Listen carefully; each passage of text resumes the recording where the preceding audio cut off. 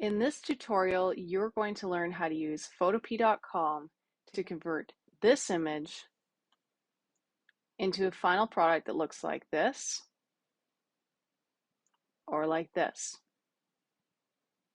As you can see, there are rich colors with a lot of texture and a lot of interesting shades and contrasting tonal values as well. At this time, you should have completed a drawing that has been fully colored in with colored pencil, and now it's time to import it into Photopea. To begin, we create a new project. Make sure you're on Photopea.com.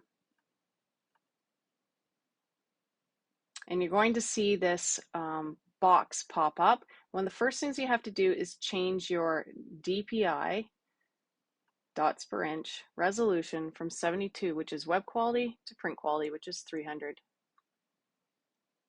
And then we're going to select pixels and change it to inches. And we will change our width to 17 and our height to 12.25.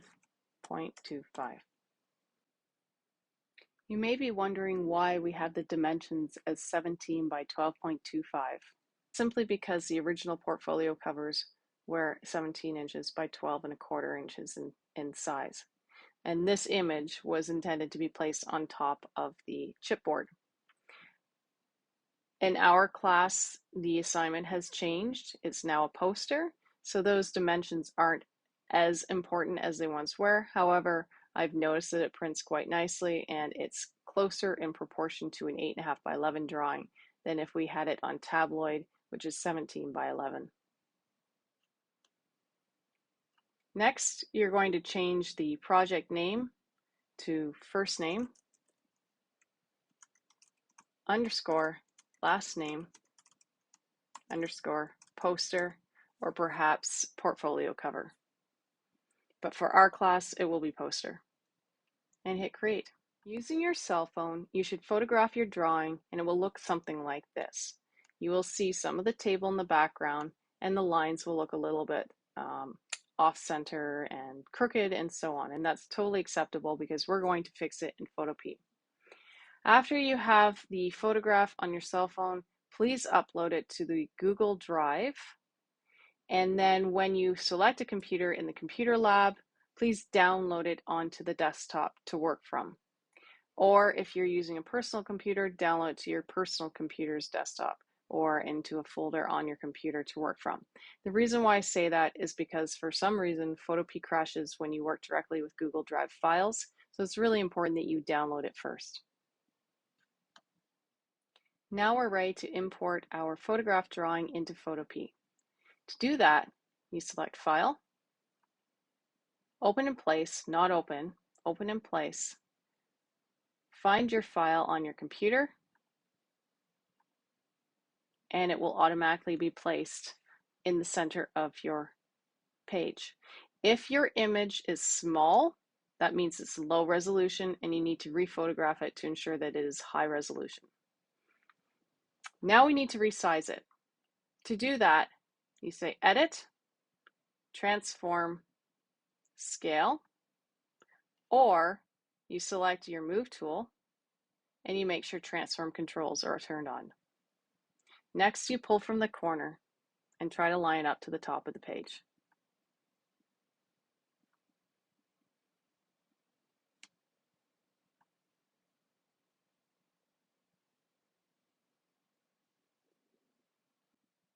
When you get to the bottom and you have it nicely lined up on the right-hand side, for instance, but you still see some of the table on the left, and it's not quite pulling over on the right here nicely, we can do something called distort. I'm just going to pull this over a little bit more because I don't have faces and proportions that are greatly affected by this. I will move it over. One thing you have to do if you want to stretch an image, by default it stays proportional. You have to hold Shift and then pull, and that's how you can stretch it. So we're just going to see if we can get away with this. Some cases like this, when you have exaggerated characters and exaggerated features, you can completely get away with stretching it. If you have a very accurate face and a head and a human body with human proportions, then this idea might not work as well. So for this area here where we have the table showing, we're just going to go under Edit, Transform, and select Distort. And then we'll pull it down. And up here in the corner, there's a little bit of the wood showing, so you just pull a little bit. And we're done. So now you can go to your Move tool and turn off Transform controls. The next thing you want to do before you proceed is lock this layer so that you don't accidentally move it, change it, or put any imagery on top of it. So now it's locked. For this assignment, you are going to become quite familiar with a few tools along the side. So we have the pen tool for creating shapes. We have the type tool for adding text. We have the gradient tool for creating gradient fills. And if you hold down on that little corner arrow, we also have the paint bucket tool for doing solid fills.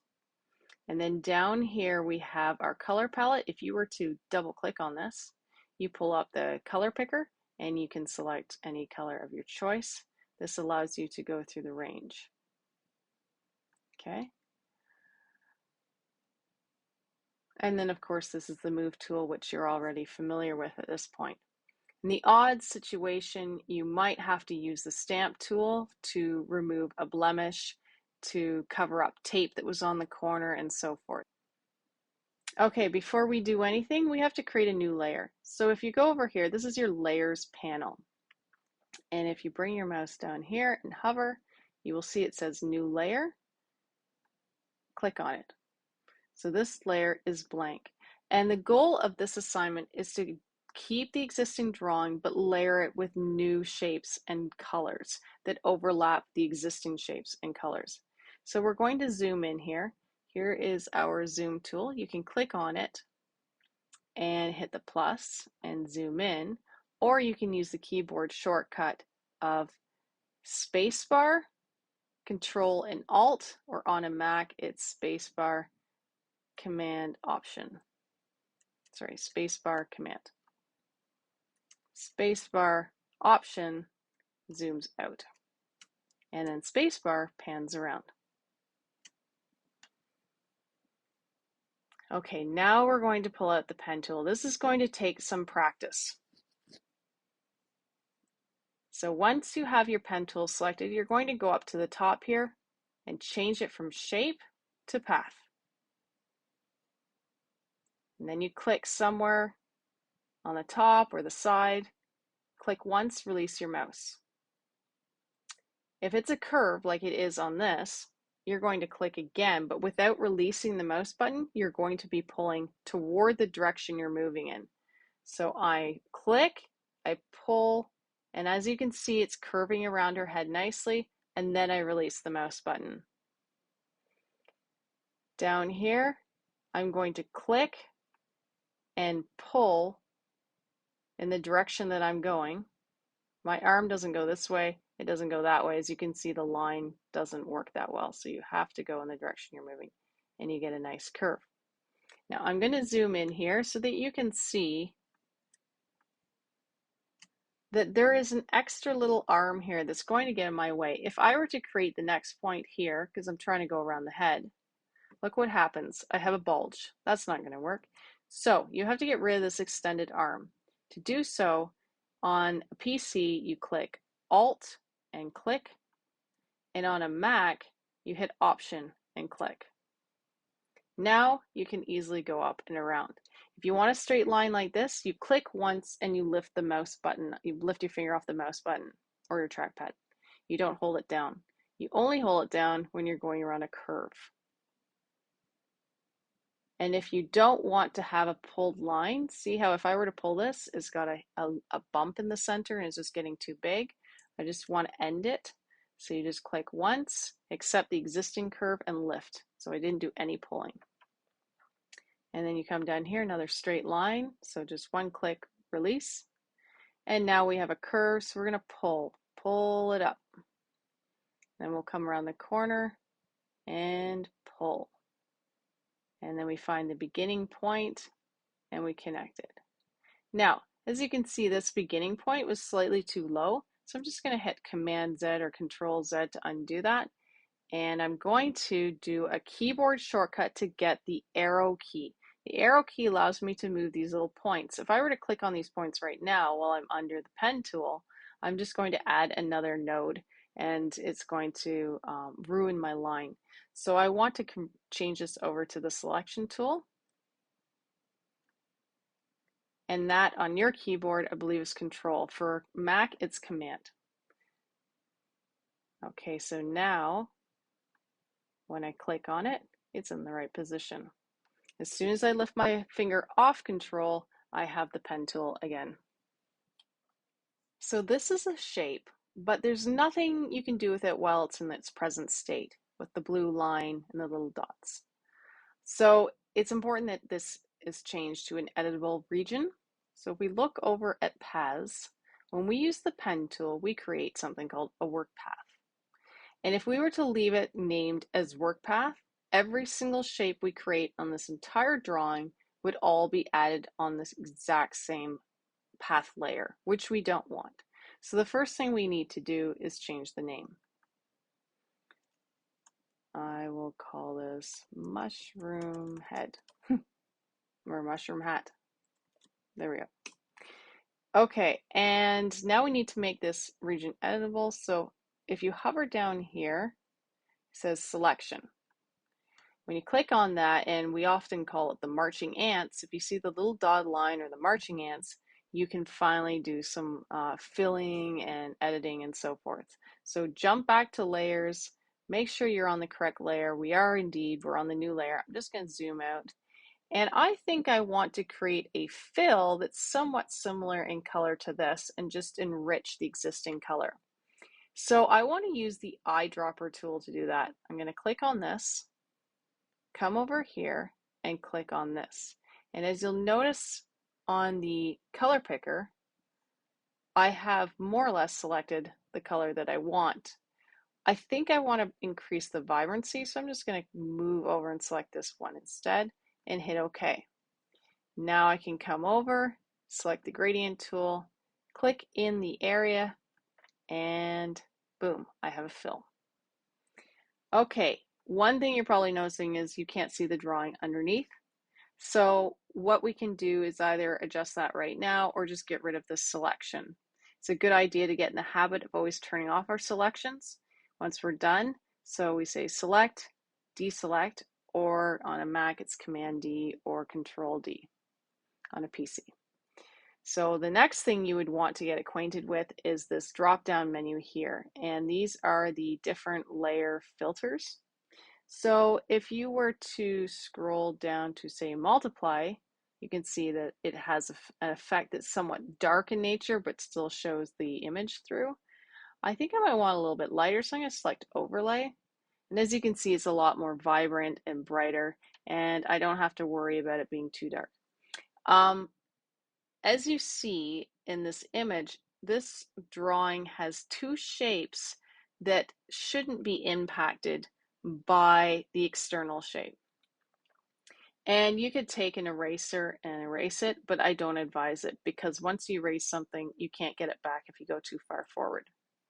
So what we're going to do is create a shape here and here that's on its own path layer.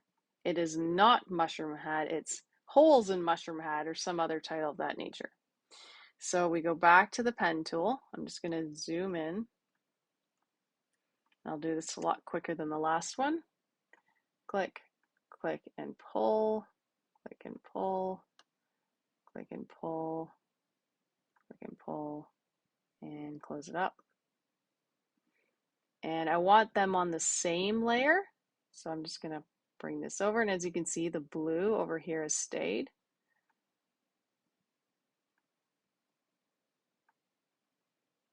And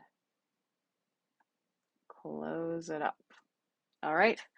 Now I want to go back to paths. I'm going to rename this. I'll call it circles on mushroom hat. And then I'll turn it into a selection. And what I'm going to do is create something called a mask. So when you use this down here, add raster mask, or there's also another one called quick mask mode. They both do similar things, but in a slightly different manner. You are taking something and you're giving the appearance of it having been removed, but you can always put it back again. So I want to create holes here, but not permanent holes in case I change my mind. So this entire thing has been filled, and we want to protect this region here and expose this region. Right now, because these two regions are within the selection, they're protected. Think of it as a blanket enclosing the space. I want to bring the blanket around to this space instead. So I'm going to say select inverse, or keyboard shortcut, Control I believe, on a PC. I work on a Mac all the time, so it's a little bit hard to remember. And now what we want to do is select mask, add it, and you have your holes. So if you decided I don't like that, and you see this little dotted box here, not here, but here, and you're in the mask mode, you can actually add it back in by selecting the paintbrush, making sure this is black and white. White is reveal, black is hide. And I'm going to switch this with that little double arrow there, come back over, oops, wrong way.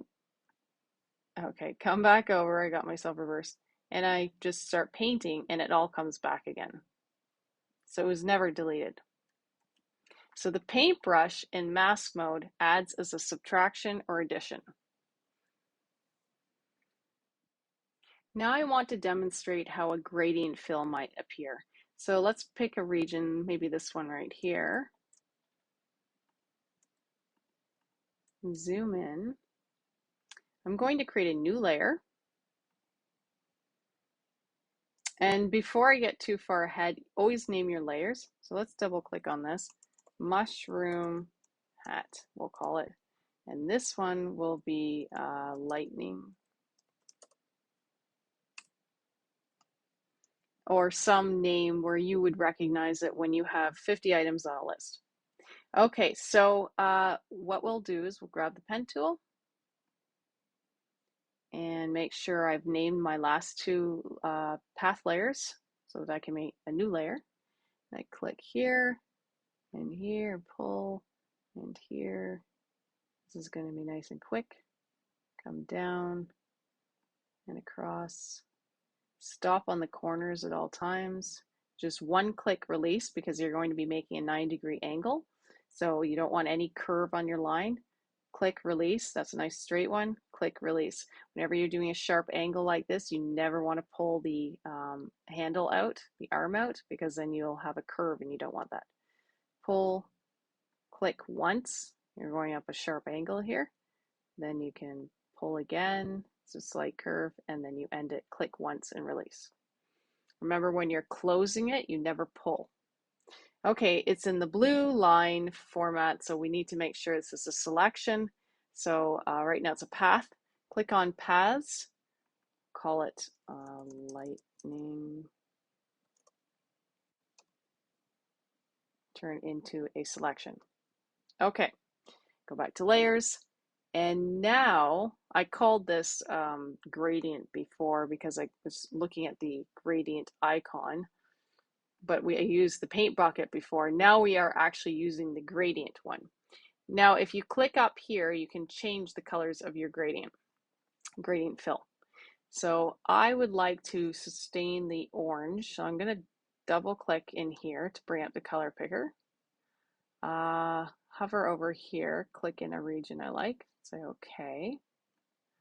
And then I'm going to double click here to bring up the color picker. I think I will, gosh, make it maybe a darker orange or something. So that means I'm going to lighten this one up a bit more, make it more vibrant. Okay, so you can really see the difference here. And then you say okay. And I have it in linear mode. You can have a radial style, gradient, angle, reflect, and so on. So play around with those, see what one you like. I'm just going to bring this in on an angle like that. So you click anywhere you like. You can even click outside of this selected region and you pull and then release. So that gives you a fill that's a gradient fill. And if you come over here and change your filter to multiply or overlay, or there's a whole bunch of them. They all do different things like hard light and so on. It creates a really interesting effect where it almost looks like it's in shadow. So it can be quite effective when you have clothing on someone and you're coloring the clothing, or you're going behind a building and that sort of idea. If I zoom out, oh, something's happening to my computer. If I zoom out, you can really see the difference this is already making. And this is why we use colored pencil, because if you didn't have that, you wouldn't have that richness of quality with the lines, the colors peeking through. It just wouldn't look the same. So it's really important that you color as much as you can with pencil crayon. So that is how we do, remember, select, deselect before you move forward, how we do colored fills. You might be wondering how you would color in the background, especially if you have a lot of elements on the foreground, a lot of different small images with different curvature and angles and so forth. What you want to do is select and color in all your foreground imagery. And then when that's done, you're going to have a lot of paths in your path layer. I'm just going to do a little example here. So if I were to zoom in, and I have this shape done, and I just quickly did a really rough version of Mario here. You click on, you hold Control or Command on a Mac, and you click on the box, so mushroom hat, click on it. Hold Shift, click on Lightning. Hold Shift and click on Mario. So while you're holding Control and Shift or Command and Shift, you're clicking on each region that might be on top of the background that you want to color. So once you have all of your path layers that you want selected that are in front of the background color that you wish to color over, you're going to do an inverse selection, because right now they're selected, but you don't want them selected. You want the background selected. So to do that, you say select, inverse. And then you go back here, make sure you're on a new layer. And let's pretend I want everything green. So I'm going to get my color picker, maybe select the green that's here, brighten it up, hit OK. And you can use a series of, gradient with different greens, or maybe just the one color. Paint bucket, click on it. And as you can see, all of the other objects that were selected are now protected, and it was the background that was colored in. And then if you go here and select multiply and so forth, you can see how it might look if you had a background colored in. It looks strange on our end, of course, because we didn't do all of our shapes yet. For the last part of this tutorial video, I just want to show you how to clean up a blemish or remove text that you're replacing with a font, that type of thing. So what you want to do is go back to the original layer, because that's where your blemish would exist. We're going to unlock it. We're going to zoom in, and we will select the stamp tool. And up here, you'll see something called opacity. If you want to completely override the existing issue or blemish, you would keep that at 100. If you're trying to create a ghost impression where you see a little bit peeking through, then you would lower your opacity. Okay, and one of the most important things you can do is create a softer edge. By default, it's 100% hardness, and I like to lower that down a little bit. So I get just the softer edge creates a more realistic impression. Here you can adjust your size, or you can use keyboard shortcuts to do that. And to copy a region, it's Option on a Mac and it's Alt on a PC. So I'm going to, for instance, copy over here on the left. If you see the crosshairs, that means you're copying that spot. So hold Alt, click with your mouse, and you've made a copy, almost like a photocopy of that region. Now when I move my mouse over here, I'm not clicking anymore with the Alt key, and I click down on the mouse. Smart objects have to be rasterized. Good point. Right click over here, scroll down. Oh, it did it for us. That's the interesting thing about Photopea.com is when it gives you a warning that a layer has to be rasterized for it to be edited, it actually goes ahead and does it for you. By default, they come in as smart objects and allows you to resize it while keeping the resolution. But once you're done resizing it, you want to rasterize it so you can do modifications. So let's do this again. It should have retained the information. So as you can see, it's copying to the side. As you notice, the coloring there is a little different, so you might want to go up to a more denser area. So let's hold Option or Alt, click here, come down and copy, and it just matches that region a little bit better. If you go up too high, see how I'm copying the letters up there?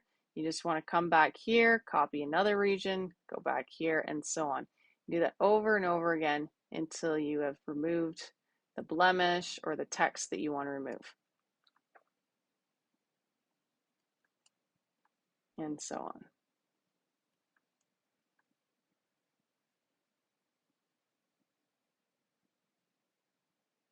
And I'll zoom out and you can see that it looks pretty good. And if you're really fussy, you can just keep copying different regions until these little gaps are filled up. In the next video tutorial, I will teach you how to add text, choose a different font, and type along a path.